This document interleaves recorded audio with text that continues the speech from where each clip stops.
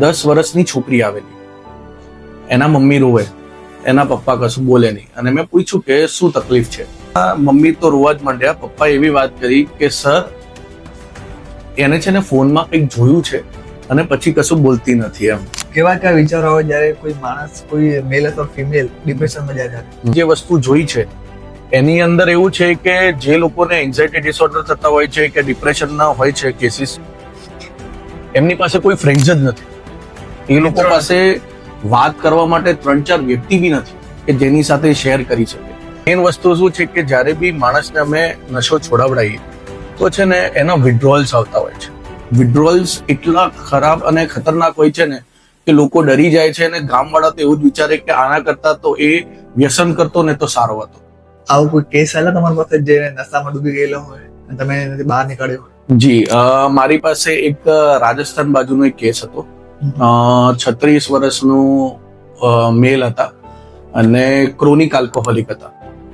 અને એમને એવું હતું કે એમની ફર્સ્ટ વાઇફ છે એને સુસાઇડ અટેમ્પ્ટ કરેલો આમના કારણે ત્રાસીને. અને બીજી વાર હતા ને એના વાઇફ જ લઈને આવ્યા હતા અને એમને એવી જાણકારી આપી હતી કે સર તમે મહેરબાની કરીને અમને દારૂ છોડાવો, બાકી મારે બી જીવન જીવવાનો કોઈ મકસદ નહીં રહે. સોસાયટીને આજકાલ આપણે એમ જોઈએ છે કે લોકો નશા ઘણા કરે છે.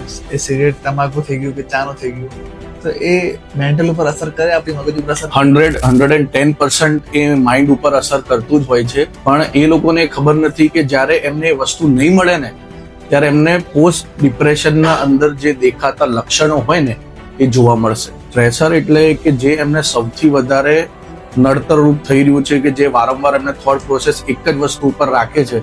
અને મોસ્ટ કોમન જે અત્યારે અમારી પાસે કેસીસ આવી રહ્યા છે એ છે બ્રેકઅપના,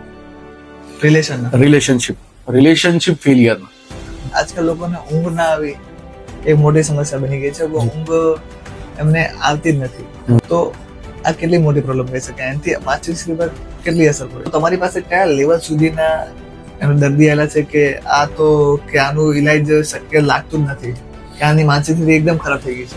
એ 21 વર્ષનો છોકરો હતો અને એના ઘરે એ પબજી રમતો હશે. મમ્મીએ 2-3 વાર કીધું હશે કે બેટા જરાક માર્કેટથી આ વસ્તુ લઈને આવો. ઘણી બધી હદ સુધી નશા લોકો કરે છે. તો નશામાંથી બહાર ખરેખર આવવું હોય, બરોબર, તો શું કહી શકાય? નમસ્કાર મિત્રો, સ્વાગત છે તમારું અમારા ખાસ અને યુનિક એપિસોડમાં. મિત્રો, આજકાલ ડિપ્રેશન એક મોટી સમસ્યા બની ગઈ છે. લોકો એને મૂડ ઓફ સમજીને અવગણે છે. Over thinking, depression, anxiety, sexual thoughts, suicidal thoughts, આ બધા વિચારો સતત આયા કરે છે. પણ શું એમાંથી બહાર આવી શકાય ખરી? તો જવાબ છે હા મિત્રો. એ બધું જાણવા માટે આજે આપણી સાથે છે expert psychiatrist doctor Raghurajsinh Vaghela. તો ઘણી બધી વાતો છે જે આજે આપણે જાણીશું અને ખૂબ જ મજા આવશે. અને મારા વિનંતી છે મારી કે આ એપિસોડને બધા પરિવારજનો સાથે જોઈને અંત સુધી જોવે. તો ચાલો શરૂ કરીએ. Doctor Raghurajsinh, welcome to the talk is rain show. કેમ છો સર? Thank you. એકદમ મજામાં. કેવું છે? બસ એકદમ સરસ. ડિપ્રેશનમાં નહીં આવી જાય? ના. તો સર, આજકાલ શું છે કે લોકોના ડિપ્રેશન, એન્ઝાયટી, ઓવરથિંકિંગ ઘણી બધી વધી ગઈ છે. જોવા જઈએ તો ડિપ્રેશન એક એવું થઈ ગયું છે કે હવે નોર્મલી થઈ ગયું છે, બરોબર? તો આજકાલના જે તમારું જે હોસ્પિટલ છે, તો એમાં કયા લોકો છે, જે કેવા સિમ્ટમ્સ વાળા લોકો આવે છે, જેમને મેન્ટલ હેલ્થ ખરાબ છે? લોકોને ક્યારે ખબર પડે અને કેવા સિમ્ટમ્સ આવે તો લોકોને ખબર પડે કે હવે મેન્ટલ હેલ્થ ખરાબ થઈ રહી છે, કે ડિપ્રેશનમાં જઈ રહ્યું છે? સૌથી શરૂઆતમાં એ લોકોની સૌથી પહેલા જે 6 થી 7 કલાકની નોર્મલ ઊંઘ હોવી જોઈએ એ ઊંઘ બગડે છે. પણ લોકો એને નજરઅંદાજ કરે, એની સાથે મોબાઈલમાં જોયા કરે, સોશિયલ મીડિયા યુઝ કરે, એટલે એમની ડિસ્ટર્બ સ્લીપ થાય એટલે તમે સવારે ઉઠો એટલે તમને બેચેની જેવું રહે, થોડું આળસ આવે, પછી સવારે ઉઠીને વધારે નાસ્તો કરવાની ઈચ્છા ના થાય. એ બધા એક બેઝિક સિમ્ટમ્સ છે. એનાથી આગળ જ્યારે એમને એકલા બેઠા હોય ત્યારે બેચેની, ગભરામણ થવા માંડે, માથું દુખવા માંડે, પછી આડાઅવડા વિચારો આવ્યા કરે. એટલે એ બધું જ્યારે પ્રોગ્રેસ થવાનું ચાલુ થઈ જાય ને ત્યારે મને હકીકતમાં એવું લાગે છે કે ત્યારે એ લોકોને મેન્ટલ હેલ્થ માટે એક સાયકાટ્રિસ્ટ ને બતાવવું જોઈએ અને એમની એક સલાહ લેવી જોઈએ. બરોબર. તો કયા સ્ટેજ ઉપર માનસિક સ્થિતિ ખરાબ થાય છે? તમારી પાસે જે બી દર્દી આવે છે, તો કયા સ્ટેજ ઉપર માનસિક સ્થિતિ ખરાબ થયા પછી આવે છે? અમારી પાસે જનરલી વાત કરીએ તો થોડા સમય પહેલા જ એક 20 વર્ષની છોકરી આવેલી, તો એને અમે વાત કરવાની ચાલુ કરી તો તેને એવું જ કીધું કે મને બેચેની જેવું રહે છે, ગભરામણ જેવું રહે છે, ઊંઘ નથી આવતું, આ છે તે છે. પછી અમે એના પેરેન્ટ્સને બહાર મોકલ્યા. એક ફિમેલ હોય તો અમે સાથે બીજા ફિમેલને બેસાડીને જ કાઉન્સેલિંગ કરતા હોઈએ છીએ. તો અમે જ્યારે પ્રોપર લેવલનું એમનું કાઉન્સેલિંગ કર્યું ત્યારે અમને એ જાણકારી મળી કે એને સુસાઇડલ થોટ્સ હતા, પણ એ પેરેન્ટ્સના સામે ના બોલી શકે. એટલે અમે એનું જ્યારે એકલું કાઉન્સેલિંગ કર્યું ત્યારે અમને એની જાણકારી મળી. અને પછી એ બી અમને ખબર પડી કે 4 વર્ષ પહેલા બી એને એક સુસાઇડલ અટેમ્પ્ટ કરેલો હતો અનકોન્શિયસ સ્ટેટમાં, કે એને ખબર જ નથી કે એને કરી લીધું છે. ઓકે. એ ઉઠી ત્યારે હોસ્પિટલમાં હતી. આ પેરેન્ટ્સે બી અમને જાણ ના કરી અને એના જે સાથે રિલેટિવ્સ હતા એને બી અમને જાણ ના કરી. આ પ્રોપર વે ઉપર કાઉન્સેલિંગ થયું ત્યારે એ વસ્તુની જાણ થઈ અને ત્યારે અમે એની પ્રોપર ટ્રીટમેન્ટ કરી શક્યા. આવા દર્દી આવે તો શું તકલીફ હોઈ શકે છે એમને, અને સુસાઇડલ એમને અટેમ્પ્ટ કરેલું છે તો મોસ્ટલી એમને કઈ વાતનો તકલીફ હોય છે, કઈ વાતનો ડર હોય છે? ડર કરતા એ જે સ્ટ્રેસર હોય છે, સ્ટ્રેસર એટલે કે જે એમને સૌથી વધારે નડતરરૂપ થઈ રહ્યું છે, કે જે વારંવાર એમને થોટ પ્રોસેસ એક જ વસ્તુ ઉપર રાખે છે. અને મોસ્ટ કોમન જે અત્યારે અમારી પાસે કેસીસ આવી રહ્યા છે એ છે બ્રેકઅપના, રિલેશનશિપ ફેલિયરના. તો એ જે કેસીસ આવે છે ને એની અંદર અમને મેક્સિમમ ટાઈમ એ જ જોવા મળે છે કે ભાઈ અમને ક્લોઝર નથી મળ્યું, રિલેશનશિપ અમારે જેવું જોતું હતું એવું પૈતું નથી, મેં મારી લાઈફ ઇમેજિન કરી હતી, બધું ઇમેજિન કર્યું હતું, બટ એ એવી રીતે થયું નહીં. તો એ એના ક્લોઝર માટે અને પ્રોપર એક એન્ડિંગ નથી મળતી, એના કારણે આ વસ્તુનો પ્રભાવ વધી જતો હોય છે અને સુસાઇડલ એટેમ્પ્ટ્સ અત્યારે મેક્સિમમ વધી રહ્યા છે. તમારા હિસાબથી કેવા કેવા વિચારો આવે જ્યારે કોઈ માણસ, કોઈ મેલ અથવા ફિમેલ ડિપ્રેશનમાં જાય ત્યારે? વિચારોની અંદર મેં જે તમને વાત કરી કે શરૂઆત બેચેની, ગભરામણ છે, એન્ઝાઇટી છે, જે વસ્તુ મેઇન કહેવાય જેના કારણે આ બધી વસ્તુ વધતી હોય છે, એ શરૂઆત થાય છે. પ્લસ અત્યારે મેં રિસેન્ટલી જે વસ્તુ જોઈ છે એની અંદર એવું છે કે જે લોકોને એન્ઝાઇટી ડિસઓર્ડર થતા હોય છે કે ડિપ્રેશનના હોય છે કેસીસ, એમની પાસે કોઈ ફ્રેન્ડ્સ જ નથી. એ લોકો પાસે વાત કરવા માટે 3-4 વ્યક્તિ બી નથી કે જેની સાથે શેર કરી શકે. સપોઝ પેરેન્ટ સાથે શેર કરવાનું વિચારે તો ડરે કે પપ્પાને ખબર પડશે તો શું વિચારશે, શું કરશે, મને ભણવા મોકલી હતી, હું આવું બધું કરું છું, આ છે તે. ફ્રેન્ડ્સને એવું વિચારે તો એ વિચારશે કે જજ કરી લેશે મને કે મારું બિહેવિયર આમ છે કે તેમ છે. તો એ વસ્તુના કારણે તકલીફ આ થઈ છે કે લોકો શેર નથી કરતા, અને શેર નથી કરતા એટલે બધું મનમાં ભરી રાખે, અને બધું મનમાં ભરી રાખે ત્યારે એ થોટ્સ રિપીટેડલી તમારા માઇન્ડમાં ફર્યા જ કરે. બરોબર. સમજી લો કે જો કોઈને સુસાઇડલ થોટ્સ આવે છે, સુસાઇડના વિચારો સતત આયા કરે છે, તો એના પરિવારજનો અને મિત્રો એનાથી બહાર કઈ રીતે નીકળી શકે? સૌથી પહેલા તો એના સિમ્ટમ્સ તમારે જાણવા જરૂરી છે કે ક્યારે તમને લાગવું જોઈએ કે તમારા સન, ડોટર કે તમારા રિલેટિવ્સને હેલ્પની જરૂર છે. જેવા કે સૌથી પહેલા તો તમે જોશો તો એમને કોઈ બી કામ કરવામાં કોઈ રસ નહીં રહે, ખાવામાં ધ્યાન નહીં રહે, પછી ઊંઘવાનો કોઈ ટાઈમ ફિક્સ નહીં રહે, આખો દિવસ આળસ કર્યા કરશે, વધારે ટાઈમ ઊંઘ્યા કરશે, એ બધા બી સિમ્ટમ્સ કોમનલી જોવા મળે. તો આવા સિમ્ટમ્સ તમને જ્યારે જાણવા મળે તો તમે એક ફ્રેન્ડલી બોન્ડ બનાવીને એમને વાત કરવાનો પ્રયત્ન કરો, જાણો કે શું છે એમની તકલીફ, કારણ કે એમને એ કોઈ પૂછવા વાળું બી નથી કે જેને શેર કરી શકે આ વસ્તુ. તો મારું એટલી જ રિક્વેસ્ટ છે કે જો તમને આજુબાજુમાં આટલા સિમ્ટમેટિક વાળા કોઈ બી વસ્તુ દેખાતી હોય તમારા આજુબાજુમાં તો એને પ્લીઝ હેલ્પ કરો. અને જો તમારાથી એ લેવલની હેલ્પ ન થઈ શકતી હોય તો તમે નજીકના કોઈ બી સાયકેટ્રિસ્ટને બતાવો અને એમની હેલ્પ લો. મદદ લેવી એ કોઈ નબળાઈ નથી. મદદ લેવી, લોકો મદદ લઈને જીવનમાં આગળ વધતા હોય છે. જો જોવા જઈએ તો મદદ લેવા માટે શરમા બી ના જોઈએ. જી સર, આજકાલ શું છે કે કહીએ તો જે અમે સોસાયટીને આજકાલના એરિયા જોઈએ છે કે લોકો નશા ઘણા કરે છે. એ સિગરેટ, તમાકુ થઈ ગયું કે ચાનો થઈ ગયું, તો એ મેન્ટલ ઉપર અસર કરે, આપણી મગજ ઉપર અસર? 110% એ માઇન્ડ ઉપર અસર કરતું જ હોય છે. અહીંયા મેં બહુ બધી જગ્યાએ જોયું છે કે લોકો એક હાથમાં સ્ટિંગ પીતા હોય છે, બીજા હાથમાં સિગરેટ હોય છે, અને એવું માને છે કે આ સ્ટિંગથી અને સિગરેટ પીવાથી ડોપામિન લેવલ બહુ હાઈ થાય છે અને એક કિક મળે છે. પણ એ લોકોને ખબર નથી કે જ્યારે એમને વસ્તુ નહીં મળે ને ત્યારે એમને પોસ્ટ ડિપ્રેશનના અંદર જે દેખાતા લક્ષણો હોય ને એ જોવા મળશે. અને જ્યારે બી લક્ષણો જોવા મળશે ને તો એ કોઈની મદદ નહીં માંગે, બલકે એ જ જગ્યા ઉપર જઈને પાછી સ્ટિંગ અને સિગરેટ જ પીશે, જેના કારણે એ લોકો એના બંધારણ થઈ જાય છે. આવું કોઈ કેસ આલે તમારી પાસે જે નશામાં ડૂબી ગયેલો હોય અને તમે એનાથી બહાર નીકળ્યો હોય? જી, મારી પાસે એક રાજસ્થાન બાજુનો એક કેસ હતો. 36 વર્ષનું મેલ હતા અને ક્રોનિક આલ્કોહોલિક હતા. અને એમને એવું હતું કે એમની ફર્સ્ટ વાઇફ છે એને સુસાઇડ અટેમ્પ્ટ કરેલો આમના કારણે ત્રાસીને, અને બીજી વાર હતા ને એના વાઇફ જ લઈને આવ્યા હતા, અને એમને એવી જાણકારી આપી હતી કે સર તમે મહેરબાની કરીને અમને દારૂ છોડાવો, બાકી મારે બી જીવન જીવવાનો કોઈ મકસદ નહીં રહે. તો મેઇન વસ્તુ શું છે કે જ્યારે બી માણસને અમે નશો છોડાવડાવીએ તો છે ને એના વિડ્રોલ્સ આવતા હોય છે. વિડ્રોલ્સ એટલા ખરાબ અને ખતરનાક હોય છે ને કે લોકો ડરી જાય છે, અને ગામવાળા તો એવું જ વિચારે કે આના કરતા તો એ વ્યસન કરતો ને તો સારો હતો. બરોબર, એટલે એ વિડ્રોલ ફીચર્સ છે ને ઘરે મેનેજ થાય એવા પોસિબલ બહુ ઓછા છે. એટલે અમે મેક્સિમમ ટ્રાય કરતા હોઈએ કે અમે એમને એડમિટ કરીએ, અમારા પર્સનલ કેરમાં રાખીએ, એમના વિડ્રોલ્સ કવર કરીએ કે જેનાથી એ સારું થાય. તો એ વ્યક્તિ એ ઓલમોસ્ટ લગભગ 18 વર્ષ સુધી દારૂ પીધું હતું. એ અમારા ત્યાં 10 દિવસ સુધી એડમિટ રહ્યો, અને 11મા દિવસથી અહીંયા અમારી પાસે કહીને ગયો કે હવે વ્યસન નહીં કરે. આજે લગભગ એને 2 મહિના થઈ ગયા છે, રેગ્યુલર અમારા માટે ફોલોઅપ આવે છે, અને એમને ટોટલી વ્યસન છોડી દીધું છે. અચ્છી 18 વર્ષે દારૂ પીતો હોય તો પછી એમને ડ્રિંક કરતો હોય તો ઘણું ટફ છે છોડવું. યસ, બહુ ટફ છે. અને 10 દિવસના કાઉન્સેલિંગ કર્યું તો ઘણું સારું રિઝલ્ટ એને મળ્યું હશે. જી, બરોબર. તો એને રિલેટેડ એક સવાલ છે કે આજકાલ લોકોને ઊંઘ ના આવી એક મોટી સમસ્યા બની ગઈ છે. ઊંઘ એમને આવતી જ નથી. ઊંઘ ના આવે એના કારણે પાછું મોબાઈલ લઈને બેસી જાય છે. બરોબર. તો આ કેટલી મોટી પ્રોબ્લેમ કહી શકાય? એનાથી માનસિક સ્થિતિ પર કેટલી અસર પડે? સૌથી વધારે માનસિક સ્થિતિ બગડવાનું કોઈ કારણ હોય તો એ ઊંઘ જ છે.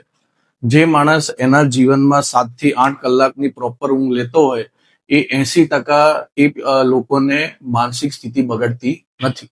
હવે થાય છે એવું કે ઊંઘ નથી આવતું તો લોકો શું કરે છે? મોબાઈલ યુઝ કર્યા કરે. મોબાઈલ ત્યાં સુધી યુઝ કર્યા કરે છે કે જ્યાં સુધી એ ઊંઘમાં સૂઈ ના જાય, કાં તો પછી એનું મગજ થાકી ના જાય ત્યાં સુધી. યસ. તો તકલીફ એ છે, અને પ્લસ તકલીફ એ છે કે એ જે રીલ્સ જુએ છે, રીલ્સના અંદર સપોઝ કોઈ ડિપ્રેસિવ રીલ આવી, હવે સપોઝ તમે લોંગ ટાઈમ 30 સેકન્ડ્સની રીલ છે એ તમે જોયા કરી, જોઈને તમે જો ભૂલથી એના પર લાઈક કરી દીધું તો તમને બીજા કલાકની અંદર બીજી 20 રીલ એવી આવશે જે તમને ડિપ્રેશન વાળી જ આવશે. તો જેના કારણે તમે જો કદાચ 2-5% ડિપ્રેશનમાં હશો તો તમે એના 80%માં બદલતા તમને કલાક બી નહીં લાગે. એટલે સોશિયલ મીડિયાને સારા પર્પઝ માટે બી યુઝ થાય છે. જેટલો તમે પર્પઝફુલી એને યુઝ કરો એ રીતે સોશિયલ મીડિયા બનેલો છે, પણ જેટલી પોઝિટિવિટી છે એટલી નેગેટિવિટી બી એટલી જ છે. તો કે સારી ઊંઘ લેવા માટે કોઈ પ્રેક્ટિકલ ટિપ્સ ખરી? પ્રેક્ટિકલ ટિપ્સમાં એવું છે કે 10 વાગે તમે તમારો સ્ક્રીન ટાઈમ બંધ કરી દો. 10 વાગ્યા પછી ફોન યુઝ કરવાનો, મોબાઈલ મૂકી દો. શાંતિથી તમે ભગવાનનું નામ લો, આરામથી સુઈ જાઓ, આંખ બંધ કરીને રહો. તમને ઊંઘ ના આવે તો ભગવાનનું નામ લો, અને મિનિમમ તમને હું ગણો કદાચ 1-2 દિવસ આવી રીતના તકલીફ પડી શકે છે, પણ તમે તમારો ફોન મૂકી દેશો અને મન શાંત રાખશો તો તમને ડેફિનેટલી 30 to 40 મિનિટ્સમાં ઊંઘ આવી જ જવાની છે. તો તમે એમ કીધું કે જો ઊંઘ ના આવે તો લોકો મોબાઈલ યુઝ કરતા હોય. યસ. તો ઊંઘ ના આવે એ તો વાત અલગ થઈ ગઈ, બરોબર. આખા દિવસમાં જે એનો સ્ક્રીન ટાઈમ છે એમાં સતત મોબાઈલ યુઝ કરવું એ કેટલી અસર પડે મગજ પર?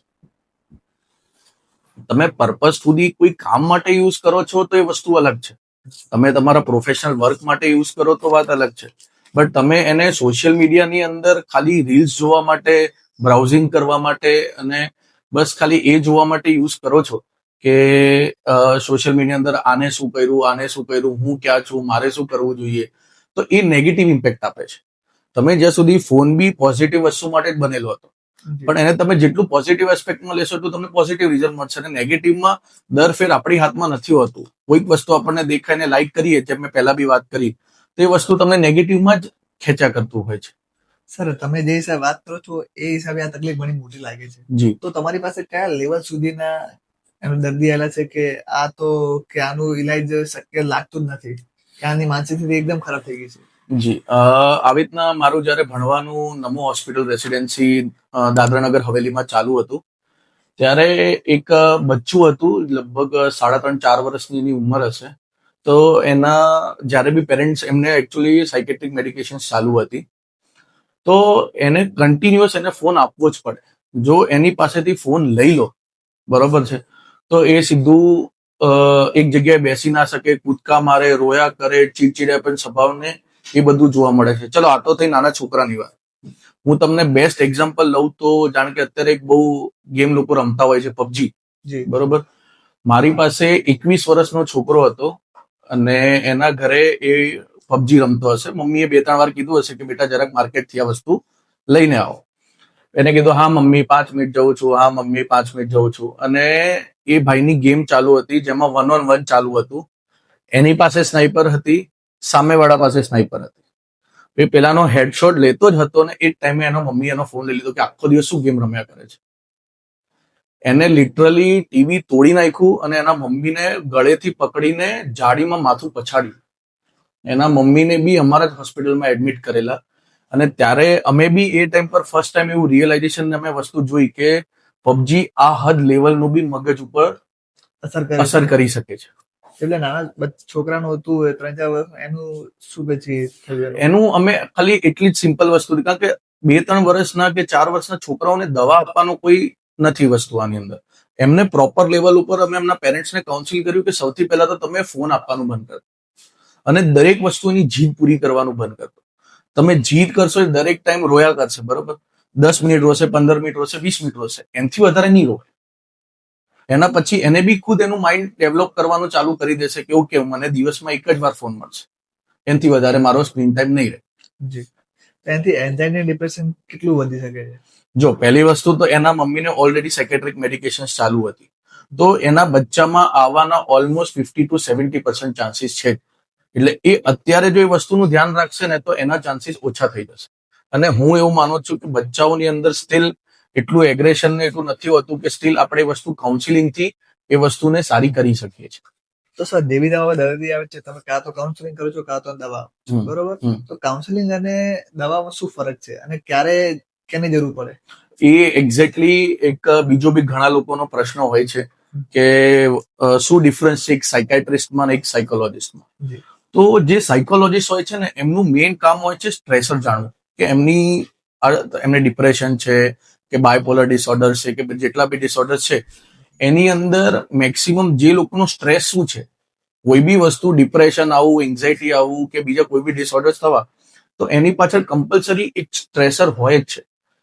હવે એ બેઝિકલી અમારા સાયકોલોજીસ્ટ હોય છે, એ એમનું સ્ટ્રેસર કાઢે, એમની સાથે વાતચીત કરે કે એમના બીજા કોઈ વસ્તુ હોય કે જેમને તકલીફ કરતી હોય એ અમને આવીને જાણકારી આપે અને અમે લોકો એને ટ્રીટ કરીએ. તો ડિફરન્સ એટલો જ છે કે સાયકોલોજીસ્ટ કાઉન્સિલિંગ કરે પણ દવા ના આપી શકે, જ્યારે સાયકાઇટ્રિસ્ટ છે એ થેરપી બી આપી શકે અને મેડિકેશન્સ બી આપી શકે. અને મારું એવું માનવું છે કે જો બંનેનું કોમ્બિનેશન કરવામાં આવે તો આપણને બેસ્ટ રિઝલ્ટ મળે.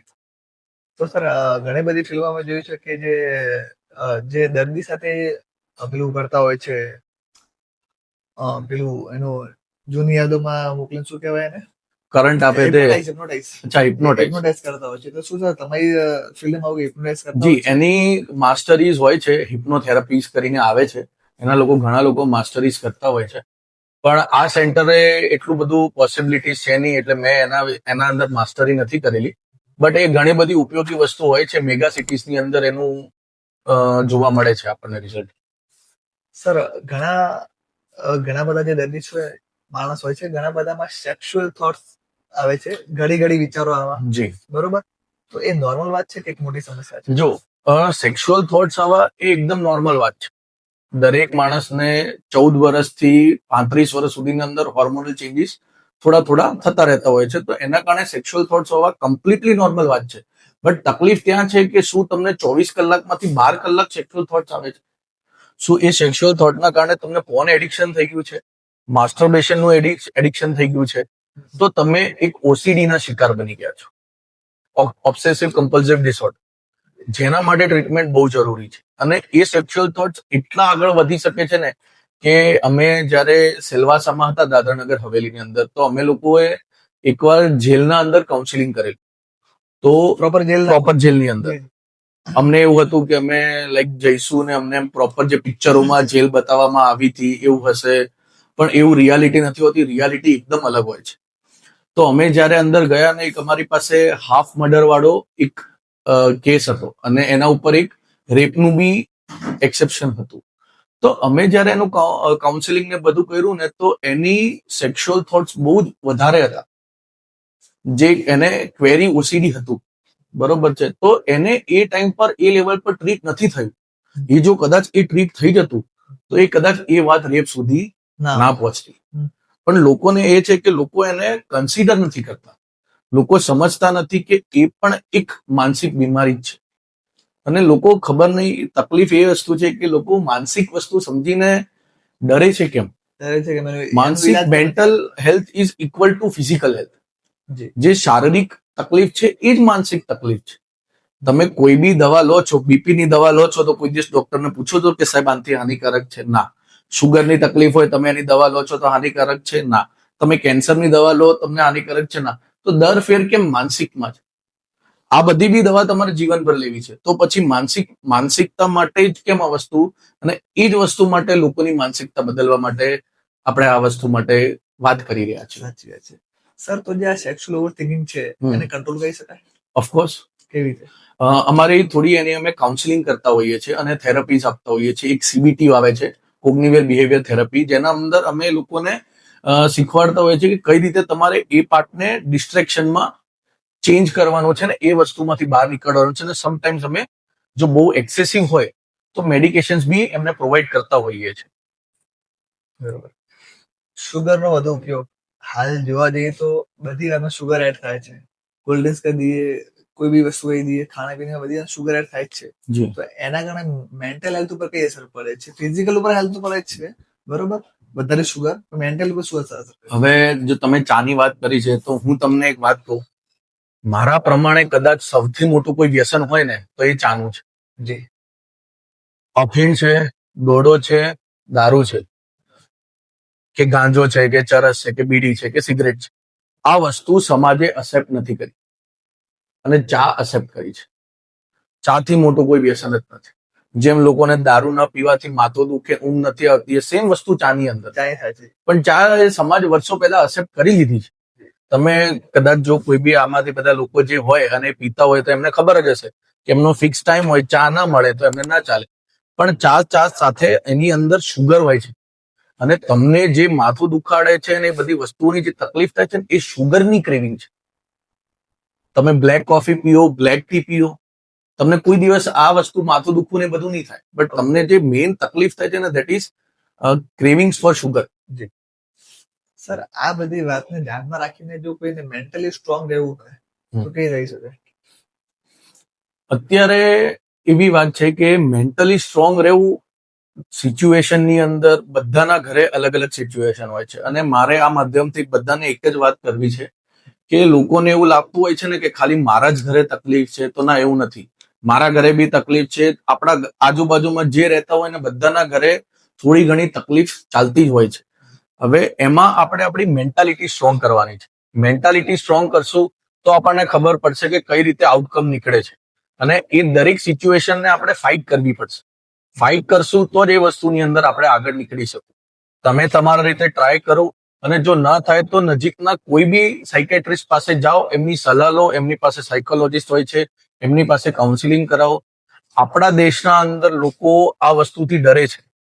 તમે અમેરિકા જાઓ, કેનેડા જાઓ, લંડન જાઓ તો દરેક ફેમિલીના પોતાના પર્સનલ કાઉન્સિલર્સ હોય છે, પર્સનલ સાયકોલોજીસ્ટ હોય છે, કે એ લોકો રેગ્યુલર 7 ડેઝના અંદર minimum 2 to 3 days a week એ લોકો જતા જ હોય છે કાઉન્સિલિંગ કરવા માટે. કેમ કે એમના અંદરના જે સ્ટ્રેસર છે, કદાચ એમના ફેમિલીના કોન્ફ્લિક્ટ છે કે ઘરમાં શેર નથી કરતા, એ સાયકોલોજીસ્ટ જોડે ક્વેરી કરીને સમજીને એનું સોલ્વ આઉટ કરીને આગળ વધી જાય છે. બટ આપણા ત્યાં સૌથી મોટી જે આપણા નોર્થ ગુજરાતની ખાસ વાત કરીએ તો એક સ્ટિગ્મા છે કે ના, સાયકેટ્રિસ્ટ પાસે જશું તો કોક જોઈ જશે તો ગાંડાઓના ડોક્ટર કહેવાય છે.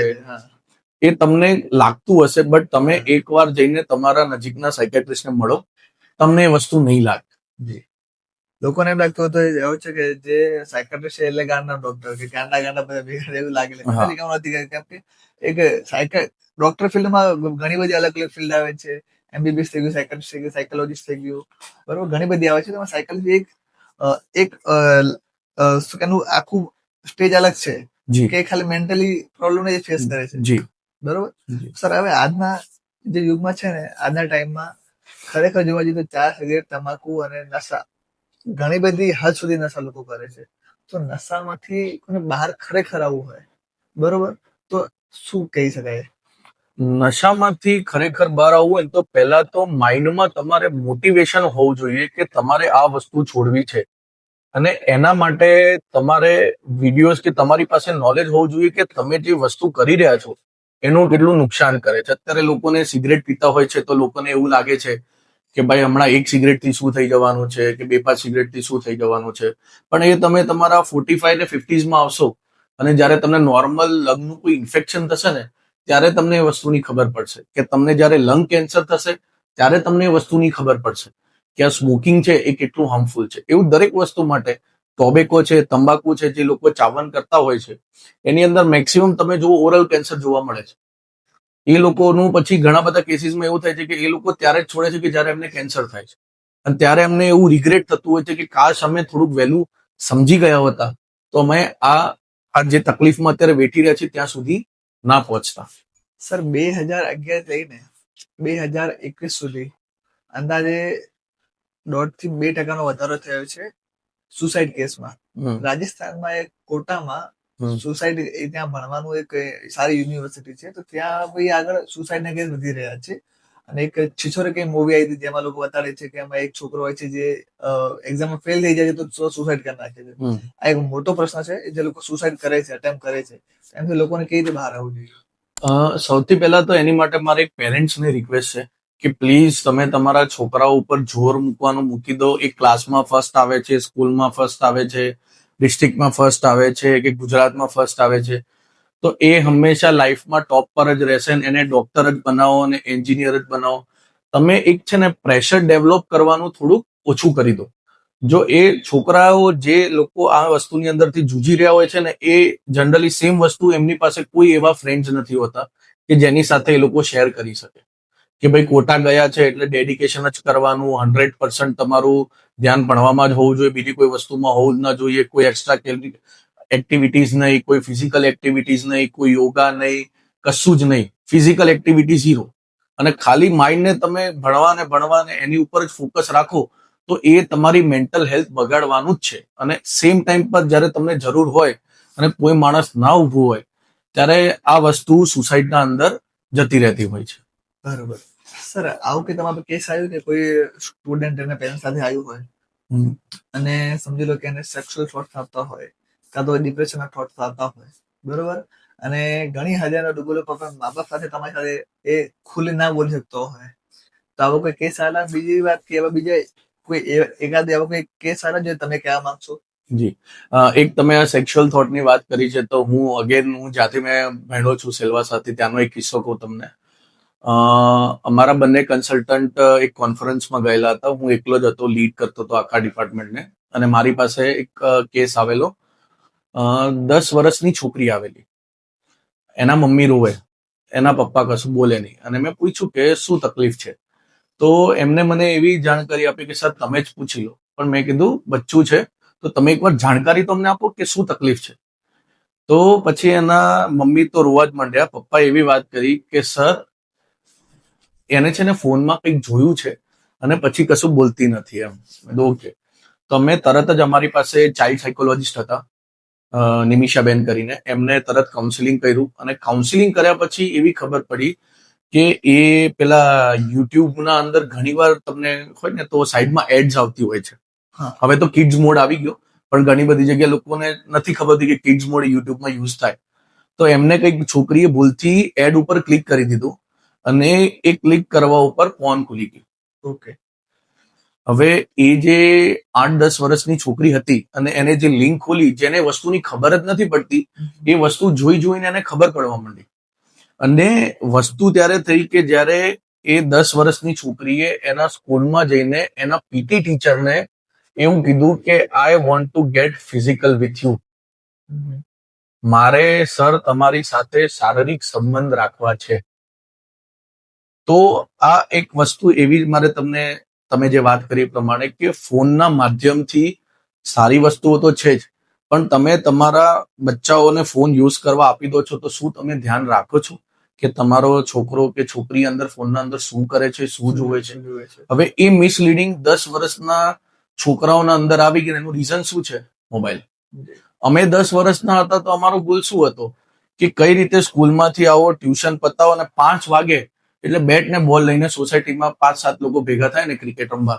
એ અમારો ગોલ હતો. અને સૌથી મોટું કારણ એ હતું કે અમારા ટાઈમ પર મોબાઈલ નતા. એટલે અમારું ડિસ્ટ્રેક્શન કમ્પ્લીટલી જે મેઇન હતું એ ફિઝિકલ એક્ટિવિટી ઉપર હતું. અત્યારે તમે જો કોઈના અત્યારના જનરેશનના 10 થી 14 વર્ષના છોકરાઓ સ્મોલ ટાઉન્સની અંદર તમે જોશો તો એ લોકો ફોન પર જ હોય છે. ફોનમાં જ પબજી હોય છે અને પેલી બીજી 2-3 ગેમ્સ આવતી હોય છે, મિની મિલેશિયા, એ બધી રમતા હોય છે. એ લોકોની ફિઝિકલ એક્ટિવિટી ઝીરો છે. માઇન્ડ કમ્પ્લીટ ફોનની અંદર જ રહે છે. તો પેલી જે 10 વર્ષની જે છોકરી છે એને પછી બહાર કઈ નીકળે? એને અમે પ્રોપર એનું કાઉન્સિલિંગ કર્યું અને એને જે થોટ્સ આવતા હતા એના માટે થોડુંક અમે મેડિકેશન કર્યું. 3 મંથ સુધી એનું મેડિકેશન અને કાઉન્સિલિંગ ચાલ્યું. એના પછી એની અંદર અમને ઇમ્પ્રુવમેન્ટ જોવા મળ્યો અને એના થોટ પ્રોસેસ થોડા ક્લિયર થયા. એને અમારે સમજાવવું પડ્યું. જે અમે 14 થી 15 વર્ષના છોકરીઓને સમજાવતા હોય છે એ અમારે 10 વર્ષની છોકરીઓને સમજાવવું પડ્યું કે આ બધી વસ્તુ અત્યારે ખોટી છે. સર, મેન્ટલ હેલ્થ સારી અને ખરાબ એની સાચી વ્યાખ્યા શું છે તમારા હિસાબથી? કે જેવી તમારા આજુ જેવી તમે જોયું છે એના હિસાબે સારી મેન્ટલ હેલ્થ અને ખરાબ મેન્ટલ હેલ્થ બંનેમાં ફરક શું છે? સારી મેન્ટલ હેલ્થ એક એવી વસ્તુ છે કે જે તમે જાતે ડેવલપ કરવા માંગો છો, અને ખરાબ મેન્ટલ હેલ્થ છે કે જે કદાચ તમારા હાથમાં નથી પણ જે થઈ જાય છે. જો કોઈને આગળ વધવું હોય, કંઈક સારું અચીવ કર્યું હોય, કંઈક સારી એક્ઝામ પાસ કરી હોય તો એના માટે મેન્ટલ હેલ્થ કેવી રાખવી જોઈએ પ્લસ એન્ડ ઓફ? ઓકે, તો સૌથી પહેલા તો સ્ટાર્ટિંગ તમારી અર્લી મોર્નિંગમાં થવી જોઈએ. તમારે સવારે વહેલું ઉઠવું જોઈએ. 10 થી 20 મિનિટ જેવું તમારે પ્રાણાયામ કે એક્સરસાઇઝ કરવું જોઈએ. સાયકલ હોય તો સાયકલિંગ કરવી જોઈએ. પછી નોર્મલ રૂટીનના અંદર જે બી તમે પ્રેયર્સ કરતા હોય ભગવાનને કે એમને એ તમારે રેગ્યુલર ફોલોઅપ કરવું જોઈએ. પછી નોર્મલ તમારે એની સાથે ને સાથે જેટલું ઇમ્પોર્ટન્સ તમે બાકી વસ્તુને આપો છો એટલી જ ઇમ્પોર્ટન્સ તમારે તમારા મેન્ટલ હેલ્થ માટે બી આપવી જોઈએ.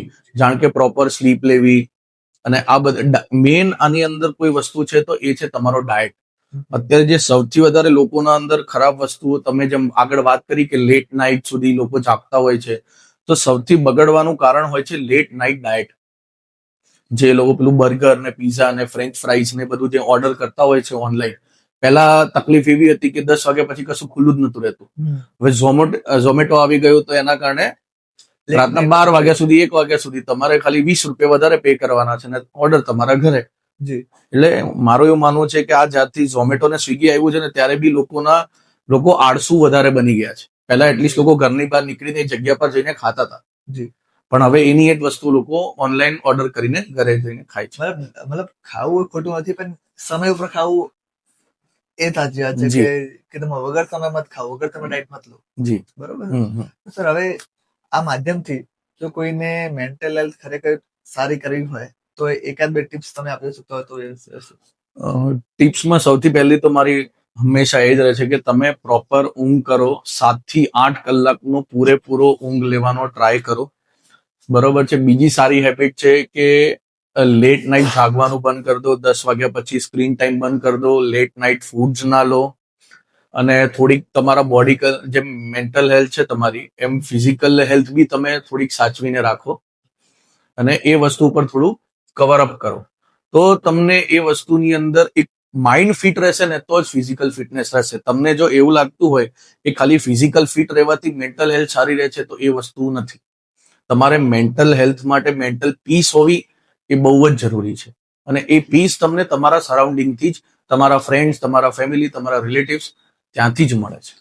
તો સર, તમે જયારે ભણતા, બરોબર, તમે જયારે સાયકાટ્રિસ્ટ નું ભણતા તો રેસિડેન્સી 2-3 વર્ષનો અંદાજે કોર્સ હોય છે. જી જી. સર, તમને આવું કઈ મેન્ટલી તકલીફ પડી કે મને મેન્ટલી કઈ તકલીફ પડી રહી છે એવું કઈ? જી, દરેક રેસિડેન્સી, કોઈ બી મેડિકલ સ્ટુડન્ટ હોય એ એના રેસિડેન્સીમાં હોય એટલે એમની મેન્ટલ હેલ્થ બગડતી જ હોય છે. કારણ કે એમની ડ્યુટીઝ 14 કલાકની, 18 કલાકની, 22 કલાકની આવી કન્ટિન્યુઅસ ડ્યુટીઝ હોય છે. અમારા ટાઈમ પર એવા રેસિડેન્ટ હતા કે જે 2.5 દિવસ સુધી પોતાના રૂમ પર જઈને નહાવાનો બી એમને ટાઈમ નતો પડતો. તો એ લોકોના અંદર ડિસ્ટર્બ સ્લીપ, ઊંઘ ના આવી બરોબર, માથું દુખવું, કન્ટિન્યુઅસ કામ કરવું, માઇન્ડ જેને દર 14 થી 18 કલાકે આરામ જોતો, એ પ્રોપર આરામ ન મળતો. પણ મને જ્યારે આવી તકલીફ પડતી તો મારા ખાસ સાહેબ હતા, છે અત્યારે, ડોક્ટર ધવલ પટેલ સર કરીને હતા. ઓકે. અને એ મારા ગુરુજી છે. અને એમની સાથે જ સાથે એક ડોક્ટર ધ્રુન પાંડુતિયા સર કરીને હતા, જેમને હું ભાઈ જેવા ગણતો. તો એક મારા સર હતા, એક મારા ભાઈ હતા. અને સેમ એમની સાથે અમારી પાસે 2 સાયકોલોજીસ્ટની ટીમ હતી. એક નયન શોભા મેમ કરીને હતા, એ સાયકોલોજીસ્ટ હતા. અને એક નિમિષાબેન કરીને હતા, જે ચાઇલ્ડ સાયકોલોજીસ્ટ હતા. એટલે મને મારા એ 2-3 વર્ષના દરમિયાન જ્યારે બી મને કોઈ તકલીફ પડી છે ને, મારી પાસે 4 જણની ટીમ હતી કે એમને કોઈ દિવસ મારી મેન્ટલ હેલ્થ બગડવા જ નથી દીધી. એટલે મને, હું એવું માનું છું કે હું બહુ લકી હતો કે આ 4 વ્યક્તિઓ સાથે મારા આ 2 વર્ષ ક્યાં નીકળી ગયા એ મને ખબર જ નથી પડી. બરોબર. ખૂબ જ સારું પોડકાસ્ટ આજે શૂટ કર્યું છે. ખૂબ જ મજા આવી તમારી સાથે વાત કરીને. ખૂબ જ જાણવા મળ્યું અમને કે ભાઈ ખરેખર મેન્ટલ હેલ્થ કેટલી જરૂરી છે. ચલો મળીએ.